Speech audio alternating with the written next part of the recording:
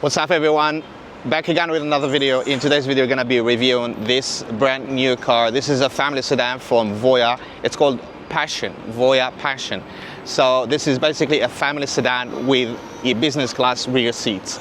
We're going to be reviewing the car, showing you all around and doing our usual test, which is, charging test, range test, as well as the acceleration from 0 to 100. My name is Marco and you're watching EV Exposed.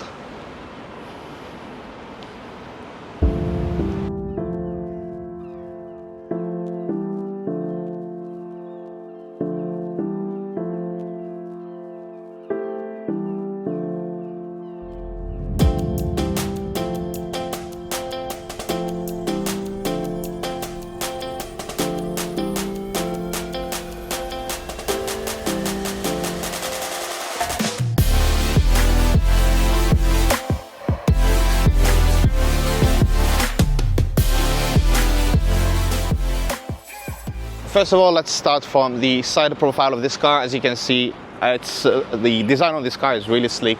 And as you can see, the roof here, it has a slope here at the back here. So basically, to make the rear seats business class, as they claim, they have to make the car really long. So this is basically a 5-meter long car, and it's a 1.9 meter width with a 1.51 meter height. This is with the suspension at its lowest point. Here at the front, as you can see, the design is very, very beautiful and very clean.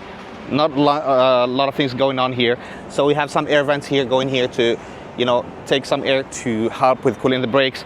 The headlights, I think they look a bit like the headlights from Mazda.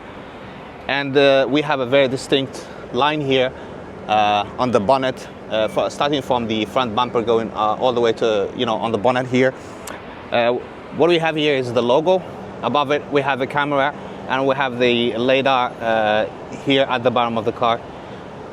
In terms of power, this particular car has dual motors, so it's a 4-wheel drive. In terms of power, this is a 580 horsepower.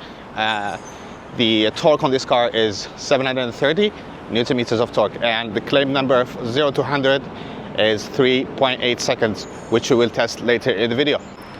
The wheelbase on this car is 3 meters, and in terms of wheels, as you can see here, this design is, we have 20-inch alloy wheels with this cover, so, to help with the efficiency.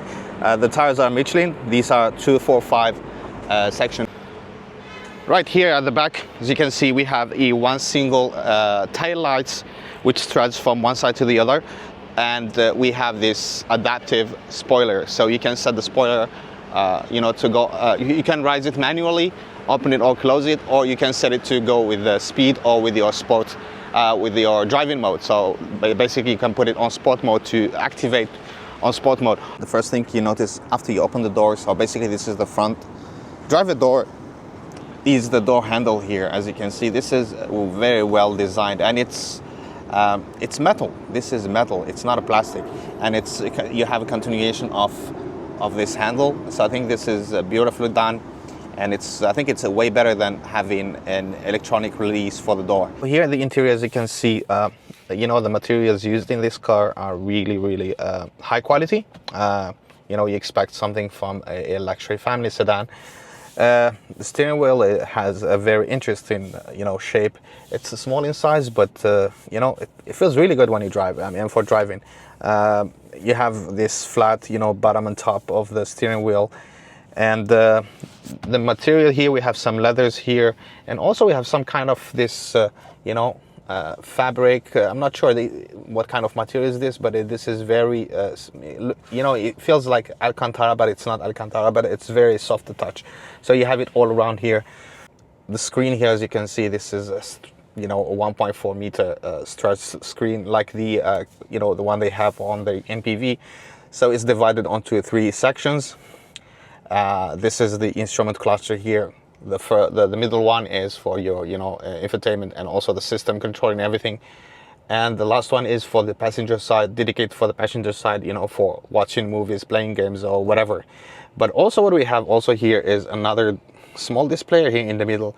So as you can see here, this one is meant for, you know, controlling climate control, as well as a lot of stuff. Actually, this is climate control, as you can see here, and also this is the environment to control, you know, the air inside your cabin. Seat, so you can control all seat, not the rear seats, but the front driver's seat and the co-driver, which is the passenger's seat. And also you have access to some other functions here. For example, here you have body, which is, if you go here, we can, you know, lift the suspension to its highest here. So this is for the sunshade, so you can open the sunshade and everything. And this is for the rear spoiler, so you can, for example, I will turn off the rear spoiler, or you can put it into sport mode, or, you know, with the adaptive speed, so it will open and close, depends on your speed. So this is actually really, you know, good location to access a lot of things from here. So instead of going to this screen, which is far away. And also what we have here is the gear selector. So we have the gear selector here. The P is in the middle, so when you click in the middle, it goes to parking. And also we have some shortcuts here, hazard light, as well as you know, auto parking. So this car comes also with auto parking. A lot of actually active safety. So as you can see, emergency, you know, collision brakes. You have line keeping, you know, assist. You have a lot of things here. So, and also we have, you know, autonomous driving here, and also autopilot on the highway. And we also have the auto parking, so you can even remotely, you know, park your car. Basically, these seats are, you know, ventilated, heated, as well as, you know, have the massage function. And as you can see here, this is very interesting also for the headrest. You have this, it looks like where you have in the airplane, so you can adjust, you know, for your head. If you want to sleep, you know, you can hold your head here in the middle.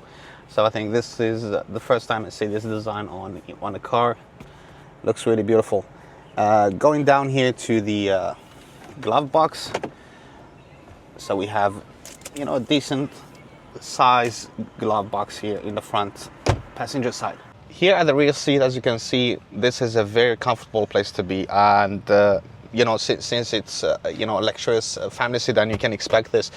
The under thigh support here is good, not perfect, but it's not bad either. So you have some kind of support. You know, the sitting position that I'm using right now, it's my driving position. So you have a lot of you know, leg room here. I cannot squeeze my feet under the seat because, you know, I like to drive you know, at lower position. But yeah, the space here is really good. The rear seat can seat 3 people, but you know, the central, you know, the middle seat, I think is not as comfortable. In terms of height, I think even with the slope on the back of the car, I'm 1.8 meter, you know, height, but still have a lot of space here, especially if you lean down. And we have this central console here, as you can see here. We got a screen here to control. You have a lot of controls here for your air conditioning, as well as you know, this car also has a seat massage, ventilated, as well as heated seat in the back as well. And it will have some kind of storage here. And also we have charging ports here, USB port, as well as USB-C. This car also comes with a panoramic roof. Actually, it's separated into sections. So you have this rear section for the rear seats, and then you have the front section for the, you know, for the driver and the passenger seat. And in the middle here, actually, what we have here is the shading, you know, for the panoramic roof, retractable. It's retractable to the middle, so when you close it, it will go to the middle. This is 410 liters capacity. They have some, you know, this is a tire repair kit, so this car doesn't have to have a spare tire. And also this car has a front storage section, as you can see here. Nothing huge here, but around 43 liters of storage at the front. Let me show you something interesting about this charging port. As you can see, this opens. I think this is very interesting, the design, because it opens upwards, so it covers, you know, this charging spot when if it's raining outside. So I think this is very smart design. Okay, so on the way to the charging station, I just want to give you my first impression on driving this car. I really like this steering wheel. It feels really good on the hand. It's small, so it feels really good. The ride quality on this car is really good. I mean, this car is equipped with the air suspension, so you expect the ride to be smooth. I'm currently running on the comfort mode, so the suspension damping is at its most comfortable, and even the instrument cluster here, I mean, the information you can see is very clear. It's not too bright. Let's see later when it gets darker, but right now it looks really good. The speed number is large, so you can see it, and also the car has a heads-up display. I'm not sure if you can see it from the camera, but it has a really large heads-up display. Cabin is very quiet. Okay, we have some wind noise, but not tire noise, only wind noise. I'm driving around 80 to 100.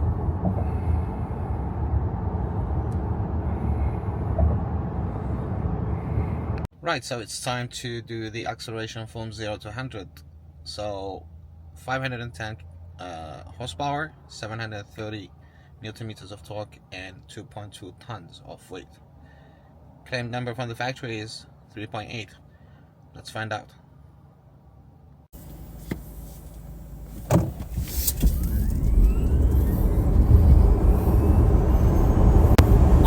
Kilometers. 4 seconds 27, and actually I ran to the test twice, and the best result was 4.27, slightly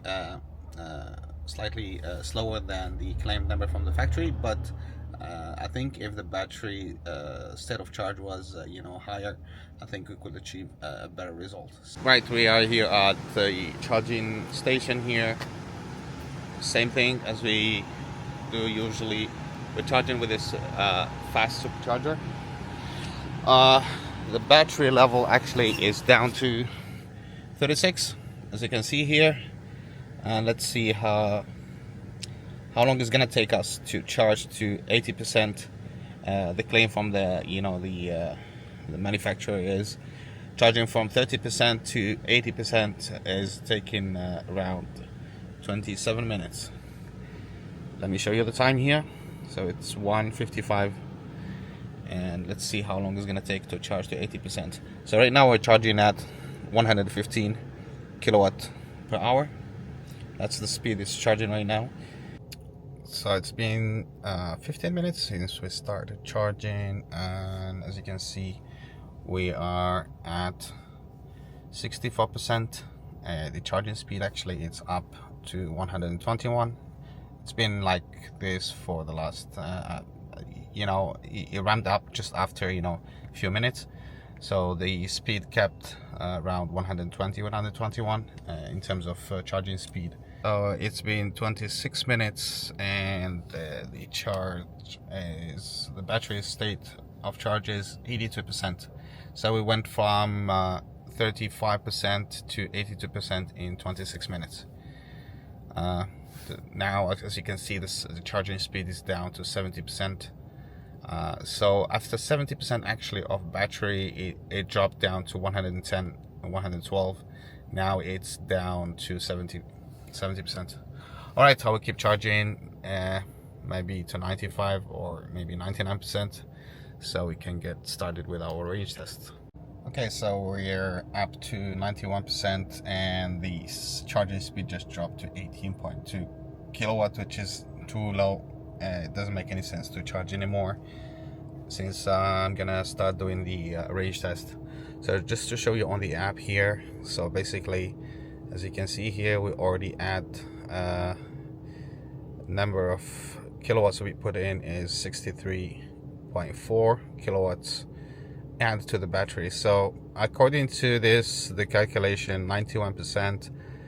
So probably this battery pack is 100 kilowatt battery pack, not an 82. Okay, so I will stop charging and we should get going. So basically we add 63.5 kilowatts, and we've been charging for 40 minutes. You can see the time here since we start charging. All right, so 90%, 91% of battery, 667 of range. That's CLTC. The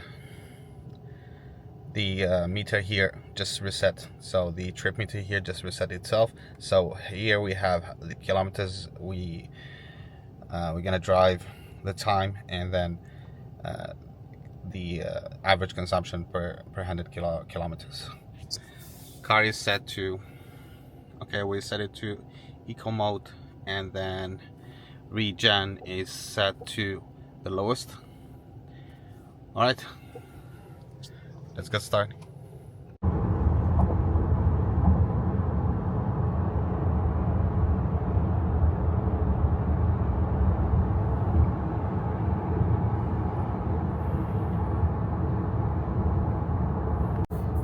Alright, so 55 kilometers into the range test. The efficiency is, as you can see here, at 17.4 kilowatts per 100 kilometers, so 174 watts per kilometer.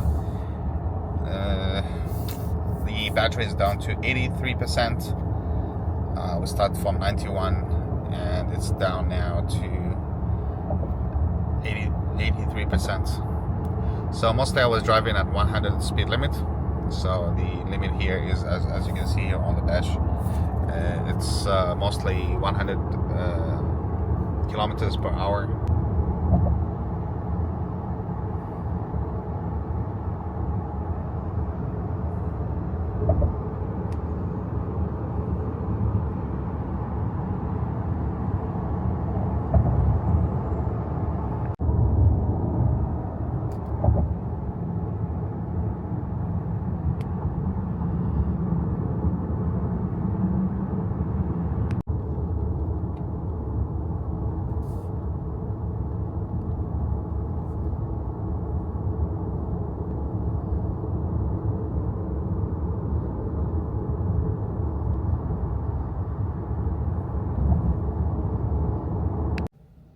Battery state of charge is down to 60%, as you can see here, and have a look at the range here.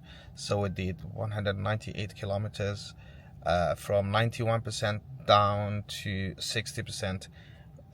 Efficiency is at 17.4, 17.3 kilowatts per 100 kilometers, so that's 174 watts per kilometer. And as you can see, we did it in 2 hours and 10-15 minutes. So I think this car, so if this car can do 200 kilometers from 90% down to 60%, which is 30% of its of the capacity, that means that's even less than 30% of the capacity, means that this car can do more than 600 kilometers of range, in a real world. So I think the battery on this car, it's not the maybe this is the long range version. So the battery on this car must be more than 100 kilowatt hour pack on this car, so that's why it has that this kind of range. Right, so a little bit of correction in terms of battery size on this car. When I was given the car yesterday, I was told that it has an 82 kilowatt hour battery pack, but I figured out that it was not true, because when I did the charging, I added in 63 kilowatts and the car had 35%. And we charged only to 91. So at the end, I confirmed that this car has a battery of 109 kilowatt hour, and the claimed CLTC range on this car was 730, based on the efficiency and the test we did last night. So this car actually can do a 625 you know, on a single charge. This is 625 kilometers on a single charge, which is actually really good. I mean, considering, you know, the size of the car and the weight of the car. The efficiency number is slightly, you know, higher than, not slightly, it's a little bit higher actually, for, you know, compared to the claim from the factory. Which the claim from the factory is 56 watts per kilometer, and the best we could do yesterday on the, you know, the 200 kilometers test we did was 173, 174 watts per kilometer. And you know, if based on that efficiency, you know, with a battery pack of 109, so it puts you right at the, you know, 625 mark in terms of range. And if you're wondering, we're not gonna do you know, a track test for this lap time on this car, because it's been raining the whole day, and it's almost time to, you know, return the car to the company that provided with the car for the test. And yeah, so it's a pity, but you know, maybe we can do the track test another time. We'll give you my final conclusion on this car. So I think this is, you know, in terms of comfort, you know, this car is very equipped with with a lot of things, you know, safety, comfort, as well as space. It doesn't have the big name as some of the other ones, you know, some of the other brands. But in terms of price, this car actually is priced at around, you know, on the, you know, on this version, which is the long range. It's priced at around 385,000 RMB, which is roughly around 53,000 US dollar. So that's a good price actually for a 600 plus kilometer range car. You know, there is a lot of competition on this segment. For example, this is a direct you know, competition to the Zeekr 007, which is, I think, it can achieve the same, you know, the same range, maybe slightly less, but it's cheaper in terms of price, and it has all the, you know, the features, you know, the comfort that this car has as well. This is my final thought on this car. I hope you guys enjoyed the video. If you haven't subscribed to the channel, please do so, and if you like the video, give it a thumbs up and give us some support, you know, making all these videos, especially, you know, the range test, which is very, very tiring, especially doing that during the night, and I have to do other work during the daytime. Alright guys, so I will see you in the next one, and stay tuned, we have a lot of videos coming.